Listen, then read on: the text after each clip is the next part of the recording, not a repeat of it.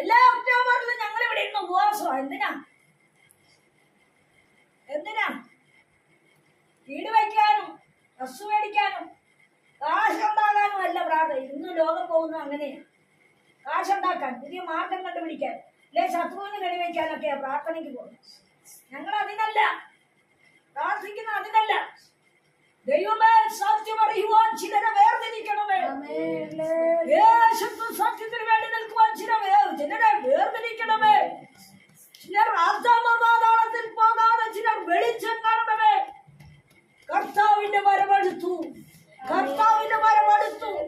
ലോകം അതിന്റെ ഭാഷണത്വത്തിലേക്ക് ആണ്ടിരിക്കുമ്പോൾ സത്യം പറയുന്നവരെ തകർക്കുക എന്നുള്ള ഗൂഢലക്ഷ്യത്തോടെ ശത്രു ഊടാടിക്കൊണ്ട് നടക്കുമ്പോൾ പരിശുദ്ധാത്മാവ് ഇന്ന് പകൽക്കാലം പറയുക, ദൈവത്തിന്റെ പൈതലേ,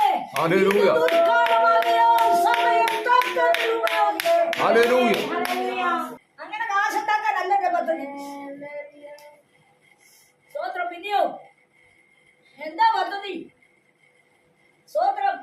ആരെങ്കിലും എന്റെ ശബ്ദം കേട്ടുന്ന വാതിൽ തുറന്നാൽ, യഹോവയുടെ ശബ്ദം സത്യത്തിൻ്റെതാണ്, അത് വിശുദ്ധിയുടേതാണ്, അത് ഭക്തിയുടേതാണ്, അത് വിടുതലിനാണ്, അത് ബലത്തിൻ്റെതാണ്, അത് പാമ്പളെ പ്രസവിപ്പിക്കുന്നതാണ്, അത് കാദേശമരുവിനെ നടക്കുന്നതാണ്, അത് അത്ഭുതങ്ങളെ ചിന്തിക്കുന്നതാണ്, അത് തോൽപ്പിക്കുന്ന ശബ്ദമാണ്. ഇന്ന് നിങ്ങൾ അവരുടെ ശബ്ദം കേൾക്കുന്നുവെങ്കിൽ നിങ്ങളുടെ ഹൃദയം കഠിനപ്പെടരുത്. എല്ലാവർക്കും പരിക്കുണ്ട്, വേദനയുണ്ട്, സങ്കടങ്ങളുണ്ട്, ശൂന്യതയുണ്ട്. എന്നാൽ ദൈവം കാണാതിരിക്കുന്നില്ല കേട്ടോ. നീ ദേശത്ത് ഒറ്റപ്പെടട്ടെ, നിനക്കൊരു അനുഗ്രഹം ഉണ്ടെന്ന്. നീ കിടന്നുറങ്ങുമ്പോ ഭദ്രമായി ഉറങ്ങുമെന്ന്. നിനക്കൊന്നിനെ കുറിച്ച് വിചാരപ്പെടേണ്ടെന്ന്. കാരണം ദൈവം തരുന്ന സമാധാനത്തിന്റെ ഉറക്കം.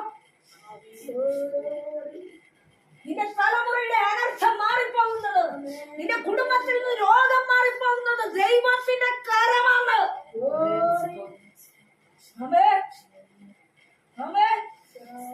ഹല്ലേലൂയ. യാവകലെ കോവിഡ് സന്നിധിയിൽ നിലവിളിക്കേ.